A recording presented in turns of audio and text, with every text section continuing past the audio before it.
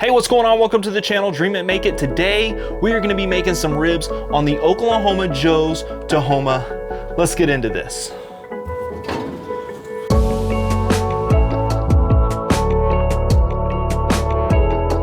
All right, I got 2 racks of ribs that you're seeing here. One of them's gonna go on the Marshall. The other is gonna go on the Tahoma, which is what we are focusing on in this video. I'm gonna get these seasoned up, then we're gonna get them placed on the smoker.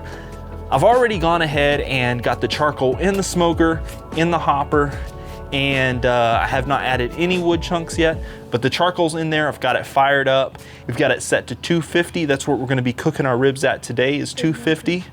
And so we're gonna go ahead and get these seasoned up, get them on the smoker.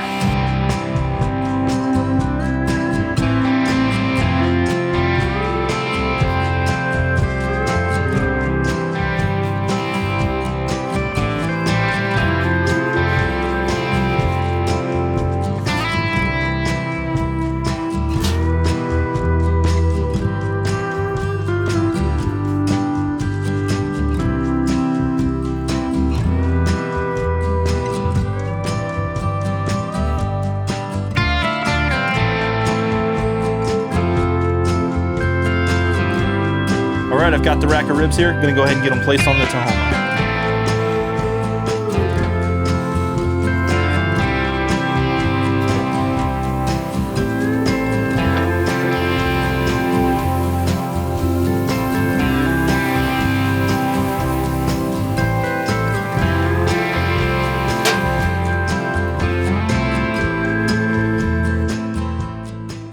All right, so the ribs are on the Tahoma. Now we're gonna go ahead and we're gonna add our wood chunk. All right, so I'm gonna be using the Gourmet Wood Products hickory wood chunks.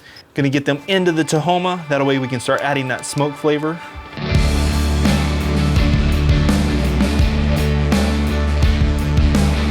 So I went ahead and added an apple chunk to the Tahoma to start off our smoke. And the reason why I like to do apple chunks is because it's a milder smoke flavor. And with the Tahoma, I found that the fruit woods really work really well. And so that's why I've added the apple. I'll probably go apple, then a hickory, then go back to apple, and I'll just go back and forth throughout the cook. And so the reason why I like to add the wood chunk after the meat is on is because I like to maximize that smoke flavor. And I believe that's the best way to get the most smoke flavor and get good quality smoke flavor. It's gonna run just a little dirty at first, just for a little bit. Then it'll bust in flame, it'll run real clean, and we'll have great tasting smoke flavor on those ribs. That's why I do that. I'll check back with you on these ribs as the cook continues. All right, so the Tahoma is running really well. I am on my second wood chunk on it, and that is a hickory wood chunk, and it's doing really well. The temperatures have been ranging. I set it to 250 to start off with, and I noticed that at grate level at 250 it was actually running 262, something like that, so about a 12-degree difference. So I went ahead and I backed it off down to 240, and when I did that at grate level, the temperature was running about 242-ish. So I went ahead and moved it to 245. Since moving to 245, it has been running at 245, 250. Really sweet spot. So on the dial, it's set to 245. It's actually running 245 to 250 at that grate level. So I just wanted to check with you now. A 12-degree difference. When I set it to 250 and it was only 12 degrees up, that's incredible. As far as maintaining temps, and I mean it maintained the temp. It was 260 and it rode solid. It was a very nice, good, even 260. So, and then when I dropped it down to the 240, it also did the same thing. It had that 240, 243-ish range, and so then I went ahead and I bumped it to 245, trying to get it closer to 250 because that's where I want to be smoking, and it's hanging out at that 245, 250 range. So it's doing really well, and again, I'll check back with you. All right, so the Tahoma, it is a beast. I mean, it's just so easy to run, and if it just keeps continuing to crank out great barbecue, with it being this easy. I mean, I'm talking, so I'm adding a wood chunk about every 45 minutes on the Tahoma, and so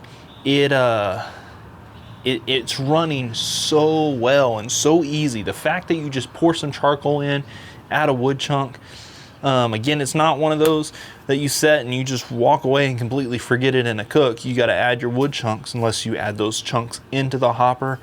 I just find that controlling the amount of smoke that's going into it when I want it to smoke is beneficial. And if you're seeing all this smoke in the air, that's because of this other cook on the Marshall over here. It is smoking away pretty good right now.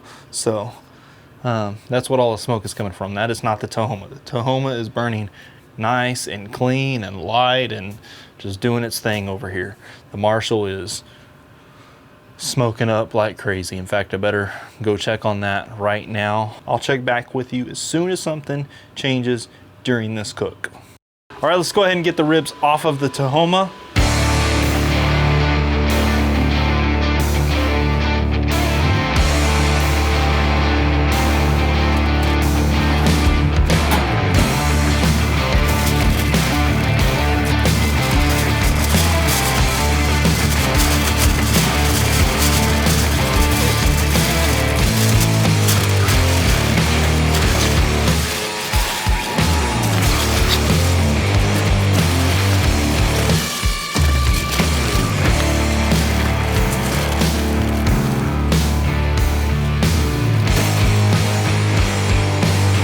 All right, so one of the cool things about the Tahoma is once you wrap, there is no need to be wasting wood chunks.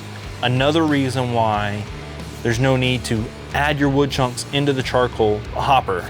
Just let the charcoal be in the hopper, add your wood chunks as you're cooking, because then you're gonna conserve your wood chunks for other cooks. And you're just gonna blow through the charcoal, which is way cheaper.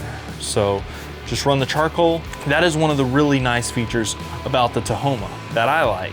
We're just gonna let the ribs continue to cook, not waste any more wood, and that is really, really awesome. All right, so our ribs are probing tender, so I'm gonna go ahead and get those pulled off. All right, so we're gonna go ahead and let these rest. Then we're gonna slice into these